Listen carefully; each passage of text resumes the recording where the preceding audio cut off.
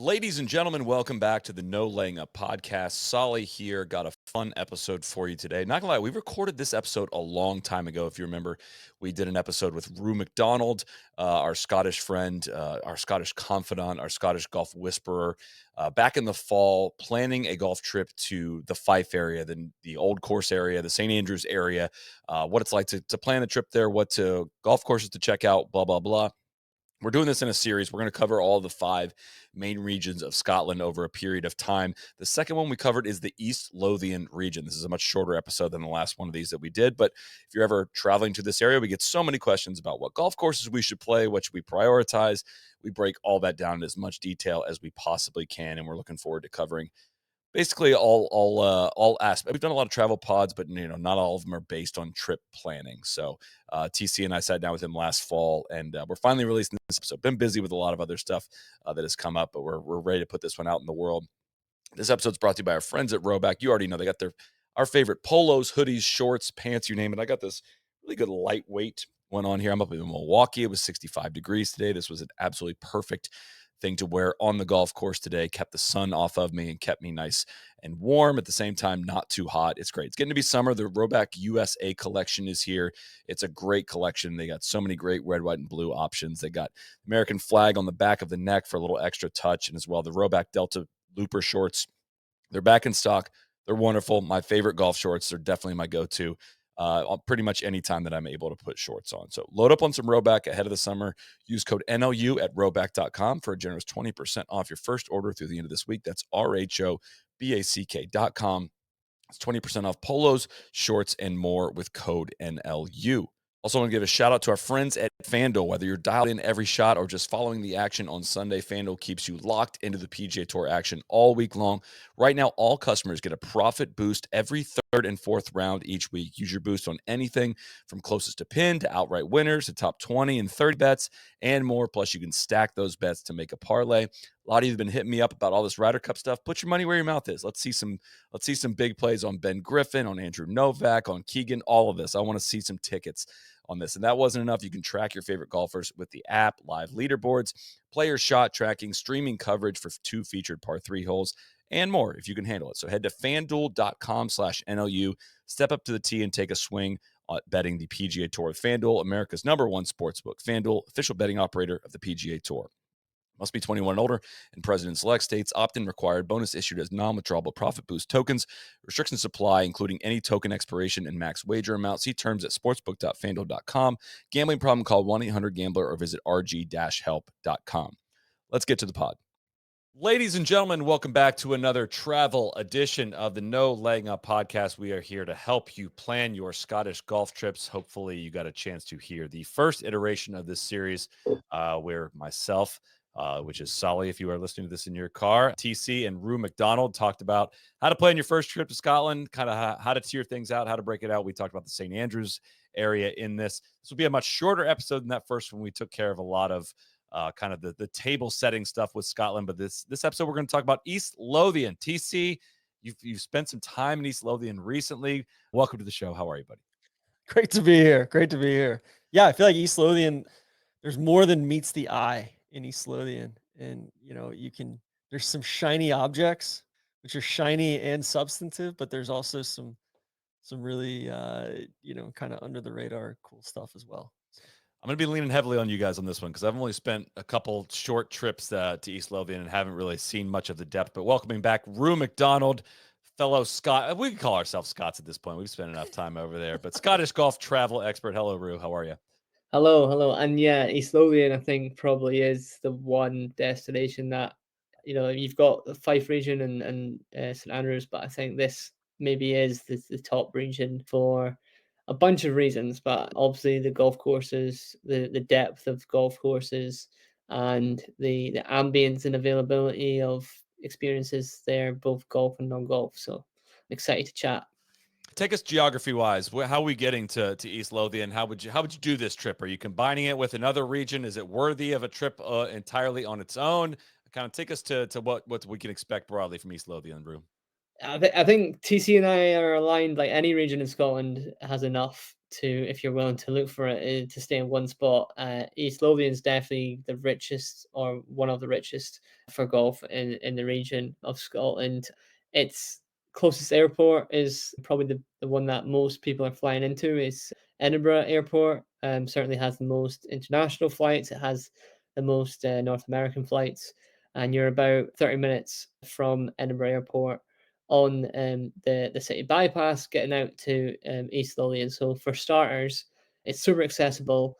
It's also very accessible if you are, for whatever reason, staying in Edinburgh and wanting to get a bit of golf fix. It's probably the easiest way is traveling by train. Then, if you're staying in the city of Edinburgh, Edinburgh and Glasgow, obviously Edinburgh is the capital city of Scotland. It's culturally the one that attracts the most tourists. If you were bringing your partner for a non-golfing trip, I'd probably send you to Edinburgh. TC's experienced the restaurants, the fine dining, I'm sure, but certainly has lots of options there. So yeah, Edinburgh seems to be the draw for lots of people, and East Lothian seems to be the golf destination. TC, what brings people to East Lothian? What are the highlights here? What are the first golf courses that jump out at you? I mean, I think the one that everybody probably is from a tourist perspective is North Berwick. But, I would say Muirfield's kind of top of the heap, and you can get on, like, it's Tuesdays and Thursdays. You can get on, you play 36 holes. It's not cheap. It's like 370 pounds, I think, for 18 holes, or, about 550, 560 pounds for 36 holes. If you want to do the kind of the lunch and the full deal, four balls and foursomes. So, definitely a unique experience. I think having now played, like, I'd never played Muirfield until this year.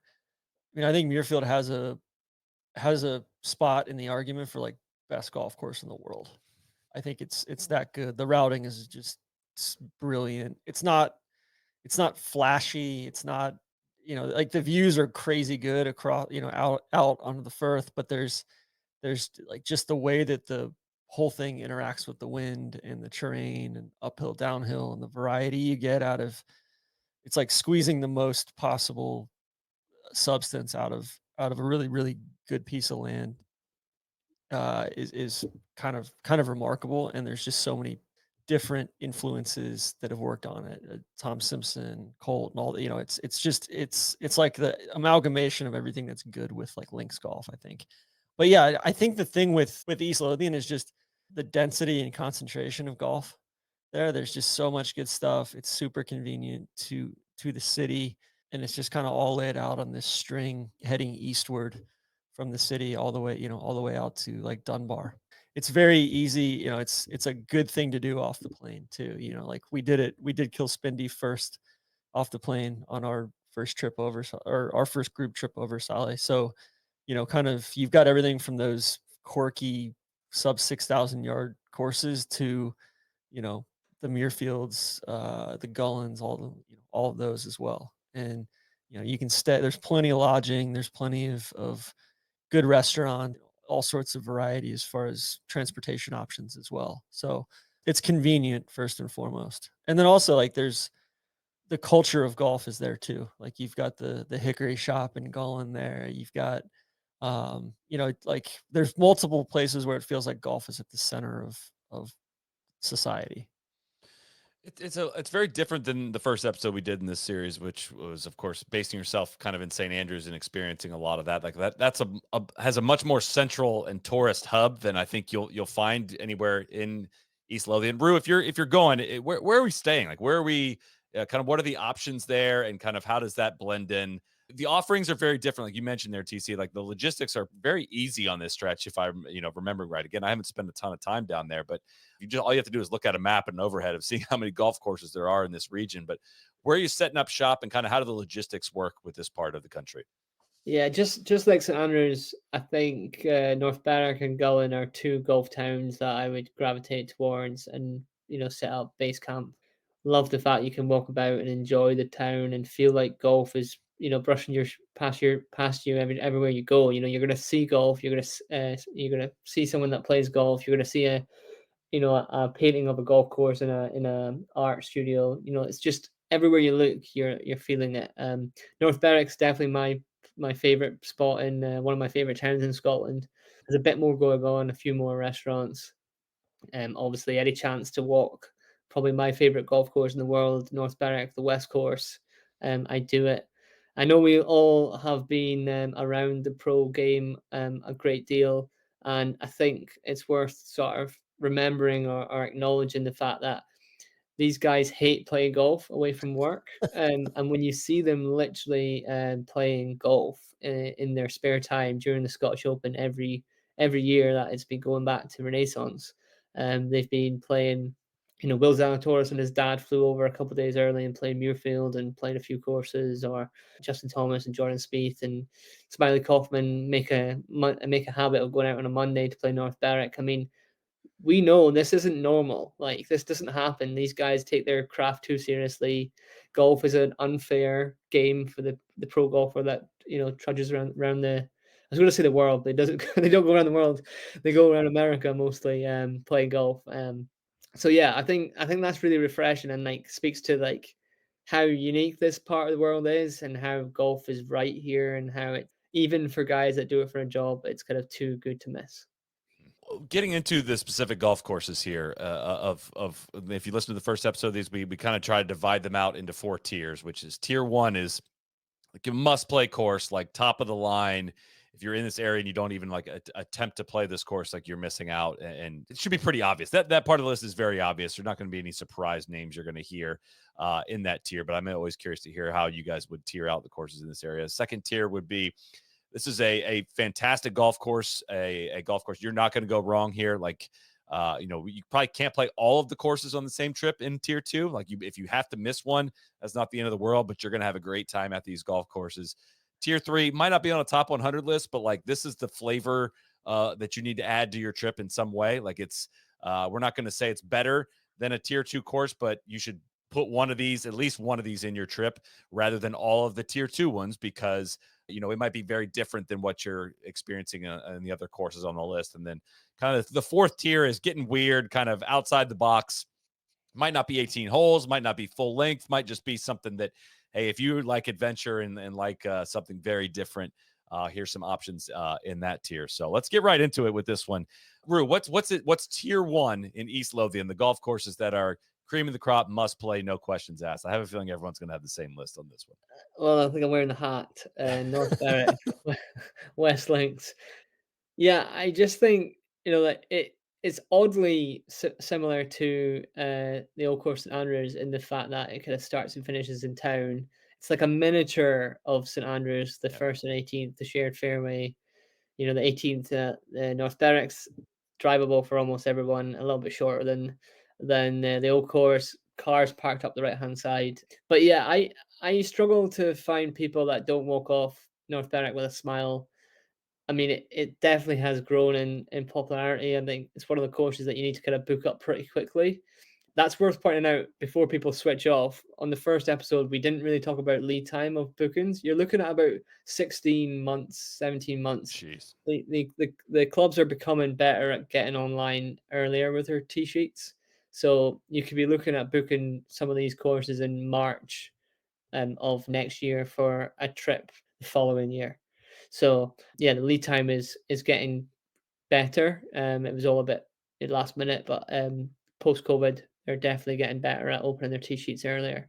But yeah, I remember every shot on the back nine at North Berwick West course. It just such a thrill, and yeah, if I could play a course for the rest of my life, it would be North Berwick West course, and it becomes a popular answer now. And I think I'm obviously a member at Cruden Bay. It's a similar course in the sense that you've got the views, you've got the thrills of playing some half par holes.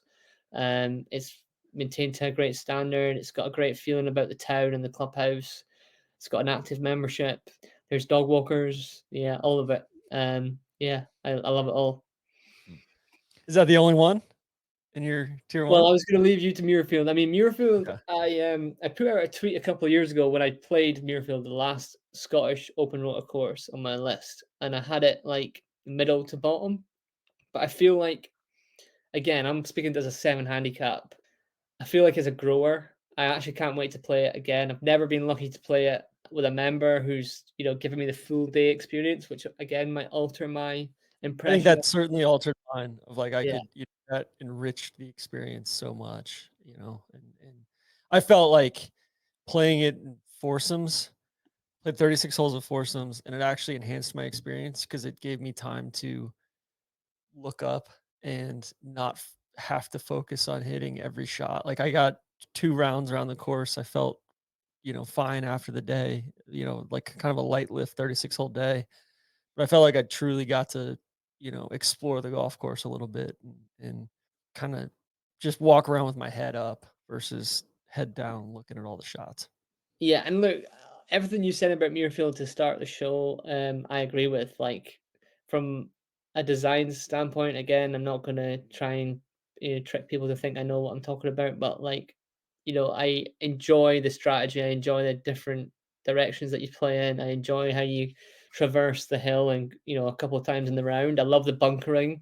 The bunkering might be the best in any links course that I've played, and then I listen to people like you or like people like Richie Ramsey on the DP World Tour, a guy that's really keen on his architecture, a pro. Like, we shouldn't listen to pros talk about golf courses because they don't really know what they're talking about. But in Richie's case, I kind of do agree with him. Like, he enjoys a course like that, and I can see why he's a great ball striker. I think it's a fair golf course. Some links courses can be deemed quirky and unfair, but I don't think there's anything unfair about Muirfield. Yeah, it's like eminently fair, and it's also, yeah, it's greater than the sum of its parts. It's a spectacular piece of land where you're looking back towards the city and you're looking back towards the bridges and just, the views are fantastic, but there's no one hole that's just like, oh my gosh, this is gonna blow me away. It's just like 18 very good to great holes. And like solid at that point, it felt almost more like some of those English courses we've played. A little bit of like, you don't feel like you're even playing links golf on some of the holes. There's the high grass. I- it's in immaculate shape, but it's kind of a hybrid between like, like a Lytham style test and like a links test, I think. You mentioned it, TC, off the top, but just I don't know who is best here to speak about how you get on the golf course, right? It's not like a lot of other Scottish golf courses specific to Muirfield. That's part of the reason I've never played it. Actually, is that it's Tuesdays and Thursdays for guests, I believe, in certain windows. Any light you can shine on that? Yeah, I think Tuesday, Thursday for guest. I think they've got availability for like the 18 holes from like, I don't know, 10 to noon, as far as tee off. And then they've got, the 36 hole option as well. So you can tee off from, 8 to 10 on that and then have lunch and then loop it again. So, certainly more, atypical as far as a Scottish membership or Scottish club. Like it's obviously a little bit more closed off and I think there's some resentment from some of the other clubs or some of the other, factions in Scotland towards Muirfield a little bit. But man, like I was kind of expecting to go in on pins and needles and it was both welcoming and really I don't know, it was a delightful experience. We stayed at Grey Walls right next door as well, which found a deal on that and it was like, oh my, Jesus, like that. Like, yeah, I mean, we're covering the full spectrum $1,000 here day. of like, hey, it was, you like wake up and you look out your window and you're looking at the ninth green right there on the back porch. But my first tier is, and granted, like all of this is with a grain of salt. Like this is, I think, owing to how deep East Lothian is. Like I've never played any of the Gullen courses somehow. I just haven't. Like I really haven't gone to East Lothian and just camped out for a week. It's always been like, adding this on once I get into Edinburgh or starting a trip or finishing a trip.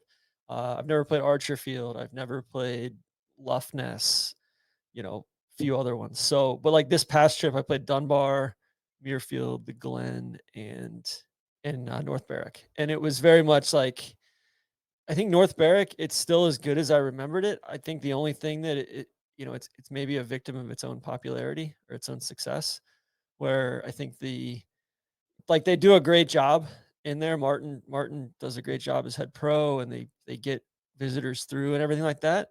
I think they might be a little high on the hog as far as visitor revenue, where like they may need to like raise their rates because their waiting list is a mile long and there's a bunch of locals that can't get in. And I fear that it's like losing that club atmosphere versus it's just like a visitor golf club, you know? And the Yeah, conditioning's been a little bit iffy the last couple times of just like, man, like this is, like it's just looked a little scruffy in certain spots, which, I know some of that could be due to a bad winter or, a really wet, rainy summer.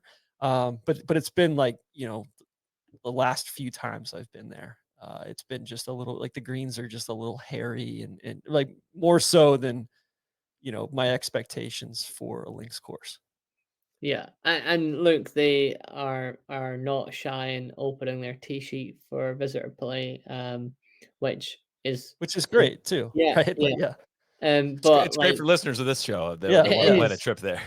It is, and like it's definitely doable, and like it's I wouldn't say it's a hard tea time to get if you're organized, and that's where if you're organized, none of this is hard, but probably can justify some of those, but maybe moving forward, why we could expect more visitor play at North Berwick is because of their severe coastal erosion issues, and they're having to yeah, crowdfund now to and like a lot of the East Coast of Scotland, sort of create a surplus pot of cash in case they need to reinforce the dunes by the coast. And yeah. that's just, I'm sure it's going to be a problem now moving forward for lots of courses, but Scotland and some of our oldest courses are starting to see the brunt of that already. Which that was a big observation this past time. It was like, oh man, there were some serious winter storms, and you notice it on at the kind of the start of the back nine coming in of those dunes getting cut in half almost. And I know it's a tricky.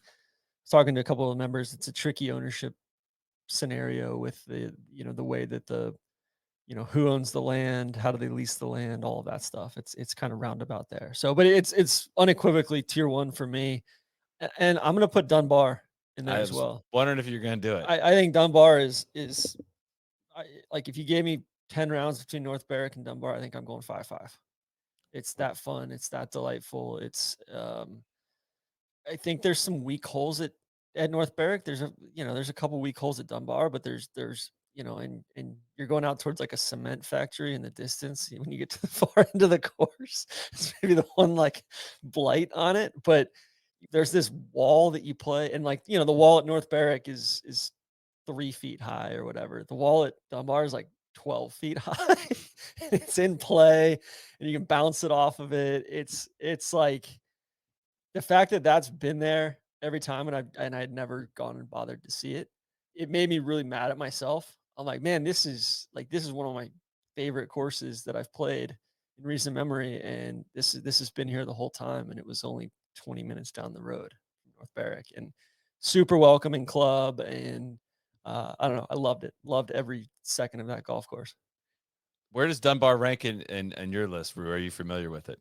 Yeah, yeah. I mean, I think it's getting some just rewards now. People like TC going to see it. It's definitely that tier two in the region for me. If you can give yourself enough time, if you can slow down, if you can do what we're trying to preach to people and sort of giving yourself enough time in one region, you'd be an idiot to miss Dunbar. Already, I think East Lothian feels like you can breathe a bit more than a very busy and vibrant St Andrews and Fife. Like tea times are going to be easier to come by. Of course, you need to be organised, but Dunbar, I'm not sure what state of play it was when you played TC, but it seems like they've got a busy tee sheet of visiting golfers. They've got active member play, but Yep. it's not overrun. Yeah, it seems like it's definitely by virtue of not being directly in town either. Like the course is removed from North Berwick. It's 15, 20 minutes farther east or southeast. But also it's not hard up against town either. You see the town of Dunbar, but it's not quite as intimate like that. But I think in a way that it kind of helps you breathe a little bit more. Like sometimes at North Berwick, I would need to get out of town if I was staying in there because it's very, I think it can get a little bit claustrophobic probably as well. Like it's so charming and intimate and delightful, but man, it's also like everything is just right there, and the 18th green is like the epicenter of the town. Whereas I think Dunbar gives you a little bit of room to kind of, I think they're really good counterpoints to one another as well. And Dunbar's got, there's everything, like the par threes are fun. There's like pretty captivating par fives, and then there's just some really funky stuff on the par fours, and then there's all sorts of substance as well. Like it's not gimmicky. I think they're going to reroute it a little bit. They're building a new clubhouse in the next couple of years there as well. But super Yeah. welcoming club, and it'll be interesting to see kind of how it develops over the next few years, because I think they're a beneficiary of how how crowded North Berwick's gotten. It's a strong, strong endorsement, like putting it in the same tier as Muirfield. I just want to, I know you've been effusive in your praise of it. People driving their Maybe car and we need like a listening. tier 0 of like Muirfield. I'm saying like Muirfield is one of, if not like, it's like a top golf course in the entire world, like Pine Valley, Cypress Point, Terra That Edie, sounds like like must play, no questions asked. Base yes, your but trip around this. That's Muirfield. that's where it's like, I don't know, like if you're in the area and you're not playing North Berwick and Dunbar, and like I'm putting those on equal footing, those two, like you're crazy as well. Like you can't go to East Lothian and not play those courses as well. But there needs to be a step above those.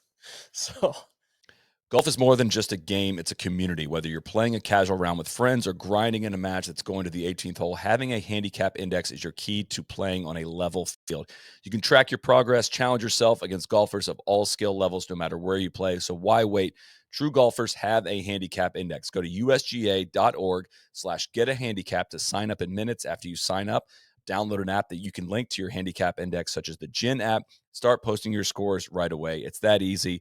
They have great tools to set up games with your buddies. You can add players right on there, select the tees of the course you're playing, tells you exactly how many strokes everyone should get. USGA.org/get a handicap. It's very easy, and everyone should have one of these. Back to the pod.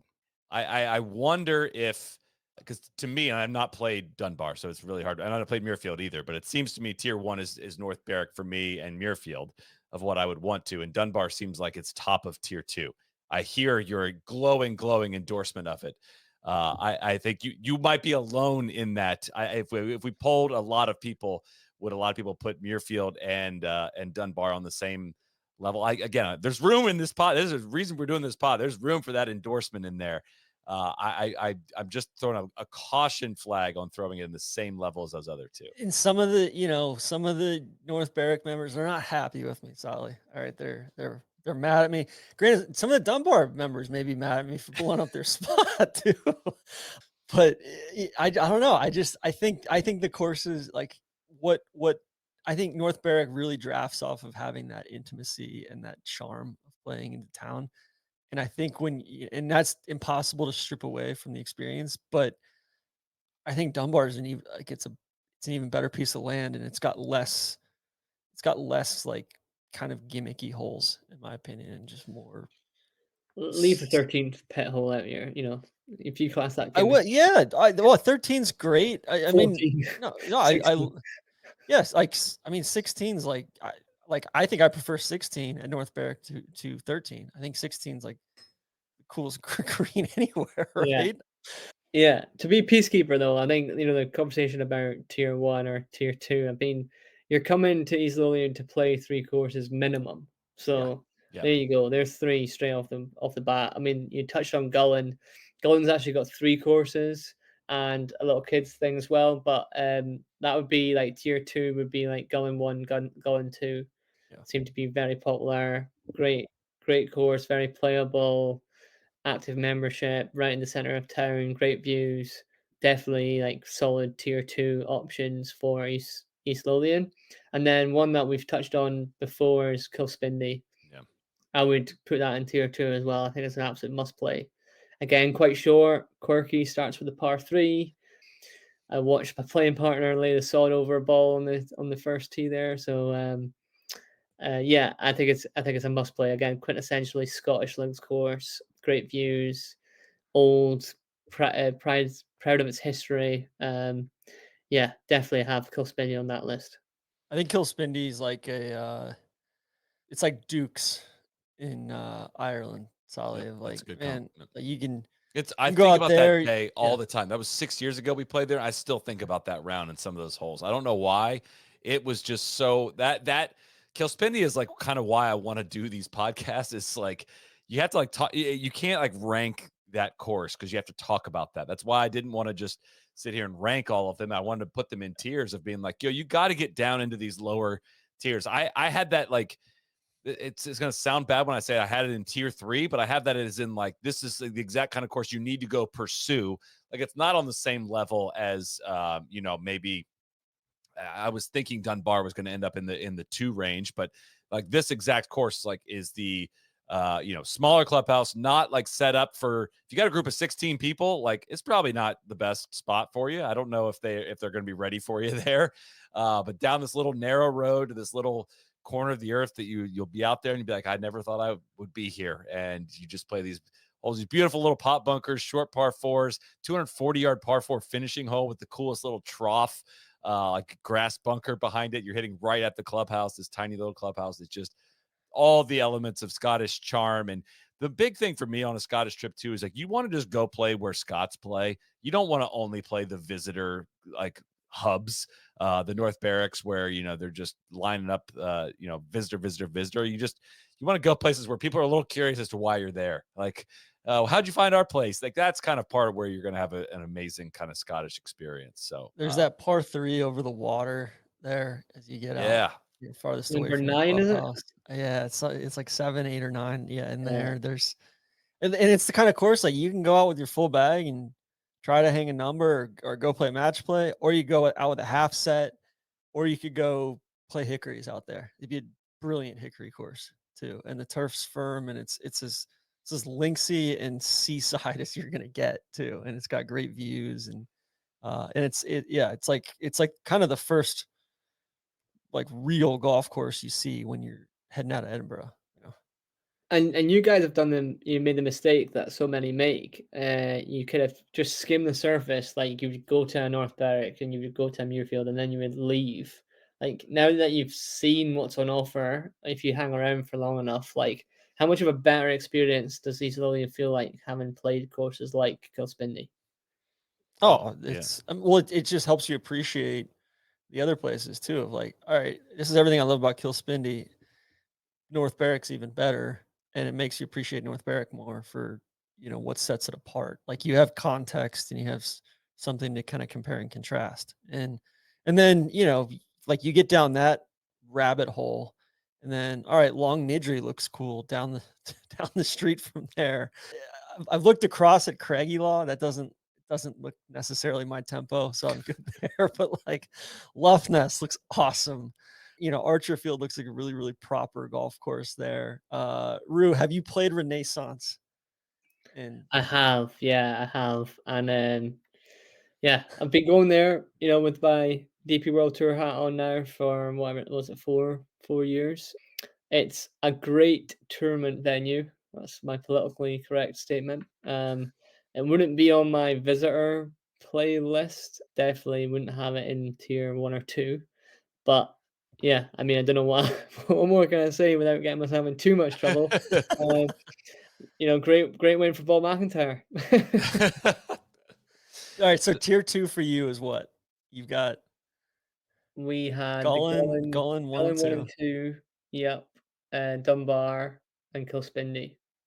Okay, so Kilspindie into tier 2. Okay. Yeah, so it's pretty busy tier 2. I don't know if you want me to delve into my tier 3, but I had the Yeah. Glen in there. Lough Ness would be in there as well. I mean, it's quite traditional. I believe it's still a men-only clubhouse. That is quintessential kind of Scottish member golf right there. You would see the locals of Gullen playing Lough Ness. Nothing to get your heart racing in terms of anything spectacular on the course, just really solid links golf course in the close vicinity of Gullen, sort of wedged, on the side of town there. And then the Glen, which is named the East Links, North Berwick, and it's on the other side of town to the west course of North Berwick. Yeah, not the most spectacular pieces or golf holes kind of in the inner land, but the stretch of golf along the coastline is pretty special. And I mean, I say this quite a lot, but like classic case of having too many golf holes. Like if Yeah. a golf course could have like 9 holes or 12, then I think more people would talk about Glen Mm. at North Berwick. I think Glen, yeah, I totally agree. I think Glen could be like an exceptional 12 or 14 hole golf course. It's a big walk, like kind of unexpectedly big walk. There's some weird like traverses back from green to tee where you feel like you're walking backwards or there's some spectacular holes like that par 3 along the coast coming back in there. It's like, but like the first hole is just solid. It's like the first hole at Cullen a little bit.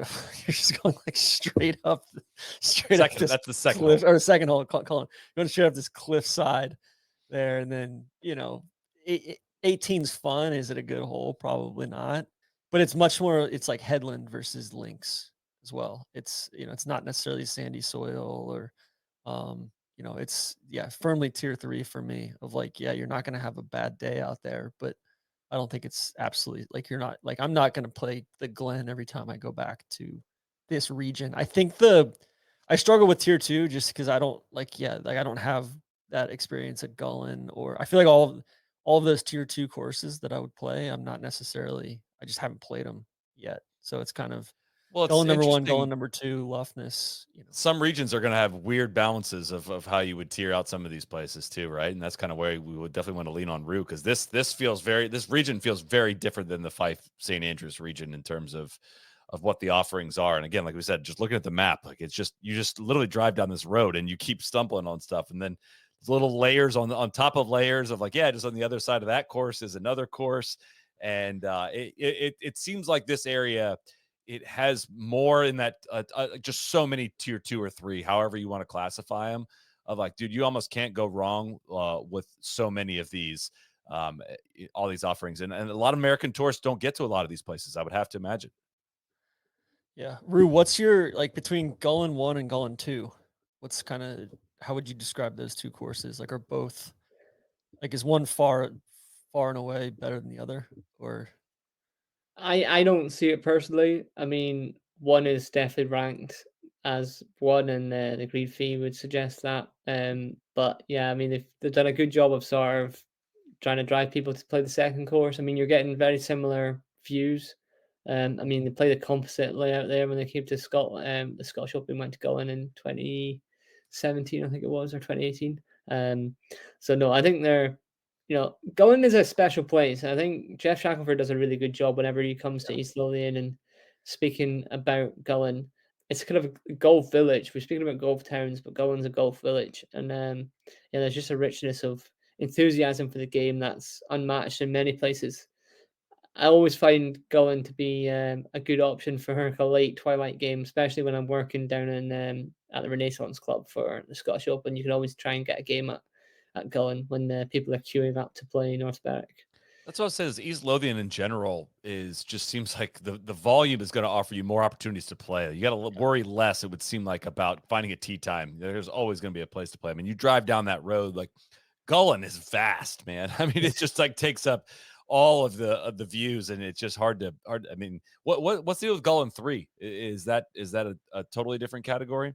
I think that's more like your kind of executive type Got it. course where Okay. like your entry level. I haven't played it, but I think that's the sort of ones that your kids would start playing. Yep. driving through there, I always just see that big hill and I'm Yeah. like, oh my gosh, like that looks like a bear to walk up and down that Yeah. hill. I mean, they used to train racehorses up and down that hill, so yeah.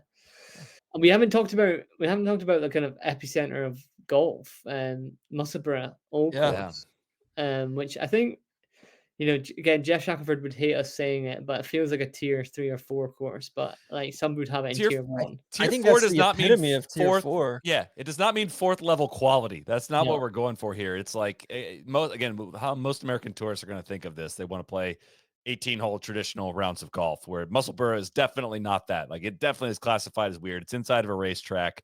Like, it is.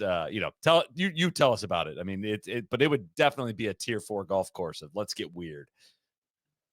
yeah, I mean it's the original home of the Open Championship. It was played on 6 occasions between 1874 and 1889. So it's got the first evidence of golf dating back to 1672. So Mary Queen of Scots was believed to have played golf there.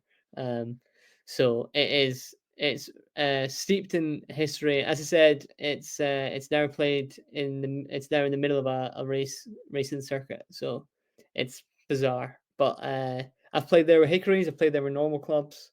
It's a unique golf experience, and as I said on the previous podcast, you travel for unique experiences, right? So I think you travel, if you're a golfer, you travel for places like Musselburgh. It makes you appreciate the game, I think, and makes you enjoy, hopefully, the game. It's not one to be taken seriously, I don't think, and not one to sort of count towards any sweepstakes that you've got. But yeah, I mean, it's obviously that the Open Championship started at Prestwick, but like the genesis of golf and competitive golf really started at Musselburgh. Yeah, and sorry, shout out to our guy David Brown. The roofer. They pulled him off the roof. They cleaned him up. He won the Open. Yeah, kind of a singular experience in golf of like playing inside that racetrack and everything. We can put links to these as well in our travel series back in 2018. If you're watching this on YouTube, we'll have some links in the show notes. Of we played Kilspindy, filmed a video out there, played Musselburgh, filmed a video out there, and played North Berwick, and have a full video on that as well. But need to keep coming back to keep expanding our video library from these courses. I think there's just some courses that like we're not tiering out too, right? Like, you know, like not everything's making our tiers. That's the whole thing of like we're putting in context, you know, tier 1, tier 2, tier 3, tier 4, and then there's some courses that like cool, like I'm just not playing those on a trip. Like that's the thing. It's like, you know, versus tier 4, like those are, you know, no less worthwhile. They're just right. That's again kind of if you didn't listen to the very first episode, and maybe I should have done a better job at the top of this one of saying, you know, don't just print off this top 10 list and go play all the top courses in a region. Like if you want if you are, like Ru just said, like if you are traveling for experiences, you want to experience a variety of different kinds of clubs and golf courses, right? And I still maintain, man, gosh, off the top of my head, I'd struggle to think of like a links golf course I've played that I hated or didn't have a good time on, right? Like the whole thing is just kind of like the floor is just so high on so many of these courses you could walk up to and find some sort of variety or some sort of challenge and fun that you know, it's like I made this comment many times in the past and people like roll their eyes at it. Like Kilspindy would rank 20th for me of Scottish golf courses, maybe. Who knows? I'd have to think on that a little bit harder. But like, would I rather play Kilspindy than like TPC Sawgrass? Yeah, I would. Like, or name it. Like, so many of the top American courses, I like my 20th favorite Scottish course. I would rather play golf on. Right? Like, I like to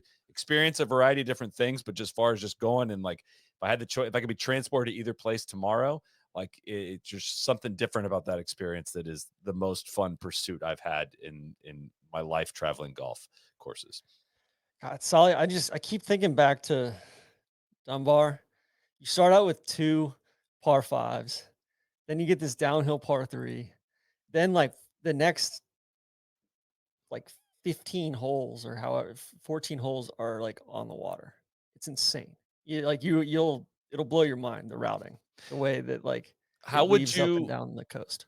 the total Raina, how would you split 10 rounds between Ely and Dunbar? I knew you were going to make that face. I think probably 5-5, man. Like 5-5. it's up there. It's and granted, I've only played it once. Maybe I'm Yeah. overrating it in the company and all that, but like we didn't have we had a nice day. It was kind of cloudy. It wasn't like a bluebird day or anything like that. Like it wasn't like, man, I had this Chamber of Commerce day and Yeah. we had great company that we were playing with, but man, I would struggle to ever feel like and it's kind of a choose your own adventure. You can go out and try to attack the place, or you can go out and try to just have a really nice walk and kind of, hang out and hit the shots. So, Ru, I know it's not, I'm pushing the bounds of East Lothian here. Have you ever been to Gossick? I've not. No, I've not. I mean, I thought you were going to say Southern Nest there, which would really be pushing the boundaries. It's not Southern Nest. We'll talk about that when we get to the West Coast and Ayrshire, Southern Nest, and that would be what Silloth on Solway and that stuff down there, kind of along, way down into England. But Gossick seems like that's one that's on my list for next time I go over to just, it's right along the train line there, and you can pop down there, and it's what, 45 minutes to an hour from North Berwick, just directly down the coast. And that's one that's like, all right, like that looks like a cool, you know, quintessential links experience. But your question about Dunbar and Ely, like I feel like both of those are ranked in the similar category as it pertains to like planning a trip. Like you can get your claws into a trip. You can get like they're like meaty main courses to a golf trip instead of Yeah. holding your breath and wondering if you're going to go to Scotland based on a tee time that you might get.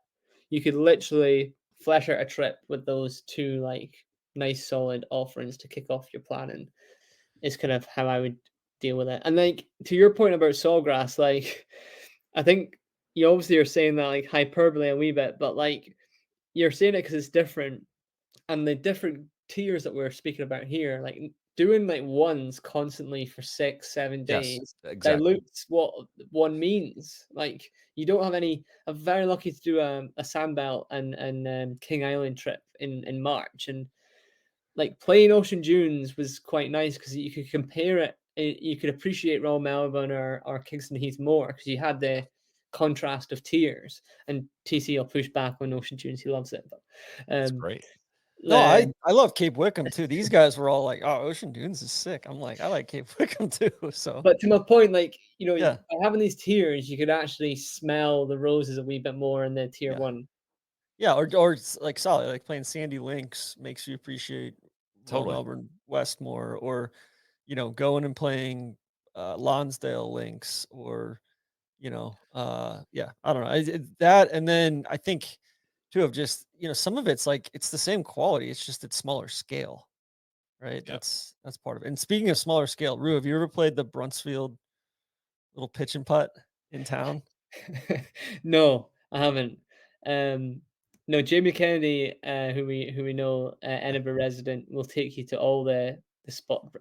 Braids Hill is another I was gonna spot say that. Braid Hills was on my uh, list as well. Those were yeah. the two I was gonna ask you about because I've played a little pitch and putt. I've stopped there. It's delightful. Like you Oh, want to talk sorry, I about, have played it. Yeah, I yeah, have played it. Yeah, it's essentially in the middle of town, and you're surrounded by tenement blocks. And yeah, struggle to get parked because you're in the city centre. But once you get out your car and you're off, it's great. And I think that's a key thing for East Lothian is Edinburgh. Like, yeah, not only do you have incredible world class golf, but like you have like one of the coolest cities in the world. yeah. Very close by that you can enjoy when the golf. At the end of your trip when the golf's done or before the trip starts. Man. That's the thing too. I was just a lot of what we talked about within this episode as well, in terms of like basing yourself in one spot and not overdoing the locations can make, if you are going to do a 36 hole day, it makes it that much more palatable, right? Or it just makes like kind of your appetite to get farther down into these tiers instead of bouncing around, spending your time driving. You're spending your time in a place, and it just you can reach a level of comfort that can make you pursue more things. Tough question here as we move towards wrapping here, Ru. This is the second region we've covered on this series. How would you tier out the actual regions, right? I mean, like we've talked a lot about what makes East Lothian great. You really are choosing between five really tough ones, and I would guess if I asked you tomorrow, your rankings might be different. But where does East Lothian tier out in terms of of those five regions we mentioned in the first episode? Uh, how would you just set that up? Yeah, I mean it's kind of like it's kind of like what flavor of the month is it? Right? If I was if I was going on like a guys trip, I think East Lothian might be number one in terms of just like out and out great golf, like giving people a sense of Scotland, but like keeping it on golf. It's different to the Highlands. I think if I wanted to go on a couples trip, a golf trip, or wanted a slower pace, like the Highlands would be right up there. But like You for want to a like pure get away golf. from the world a little bit. Yeah, and like to do like hell, I mean, hell walking or like do these trails or whatever, or walk around a lock or visit a castle. Like that is definitely the Highlands is like way up my list. And like as somebody that's got a young family now, like the Highlands is where we're gonna go to when we're a bit Mhm. older. But if from a pure golf standpoint and like charm, I think East Lothian out. Ayrshire is great for golf, density of golf, but I don't feel like there's quite the ambience of the towns and the base camps to really enjoy as much as East Lothian. And they're, you know, I'd probably favor Glasgow as a city of for me to spend my time, but as a visitor, I think they gravitate to Edinburgh. That's a good answer. Where do you put like Kintyre and Arran? Do you like because that's like I feel like that's getting lumped in with the Ayrshire coast, or but it's really not. It's its own.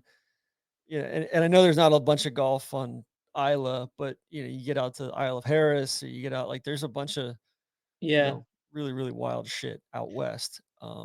Yeah, to be honest, when we said, which region, that didn't even cross my mind because it's kind of like the Bannon Dunes to, it's my Bannon Dunes. You said I want to go to Bannon Dunes more, but it's such a hassle. I want to play Maclanish Old Course more, but I don't, and there's a reason for that. There's actually some great news this past week about Maclanish Dunes and then another golf course down there. So, Dernaverty, the two Maclanish Maclanish Dunes courses, the old course, and then Arran, Isla, some great golf that you can do by ferry and rental car, but certainly for maybe your third or fourth trip to Scotland. All right. We're talking other regions other than East Lothian here. This is where we gotta move to wrapping here. I saw the headline that what's the gist of the Machrihanish Dunes 2.0? I mean, to very quickly, I mean, the first course that David McClay got permission to build on was probably the most environmentally sensitive golf course ever built. Like, literally couldn't move anything. Like, there's 150-yard walks between greens and tees because of the environmental factors that were put on the course. Similarly, for this other one, it's going to be north of the dunes. So the dunes is north of the old Machrihanish Golf Club, so you're just further away from there. Significant development, like massive sort of spa. Like think about a rural retreat. That's kind of what they're trying to build there. So, hotel, spa, the full works. So hopefully they don't do anything stupid with the golf course, and that all that infrastructure can be a good thing for all the golf that's down there. Love it. Sounds like we got a lot more to cover in future episodes. So and that's the cool thing about me and like thinking about Scotland is as I try and create more content about Scottish golf trips, like there's so much investment into Scotland. There's always something new popping up. There's always a course improvement. There's always a new hotel, or there's always things happening. So golf trips will continue to evolve in Scotland. Well, this has made me want to book my next trip. I don't know when that's ever going to happen again, but well, it's definitely inspiring, and that's hopefully what listeners will take away from this as well. So, Ru, we thank you very much for your time. We'll look forward to which region should we do next? What will get third on your list of what we should cover next? Highlands. I think Highlands. I was going to say come up to my place, but Highlands is the next, I think. Highlands will be next. We will record that hopefully shortly. We really appreciate your time. Thanks everyone for listening. We'll see you back here next time. Crack on. Cheers.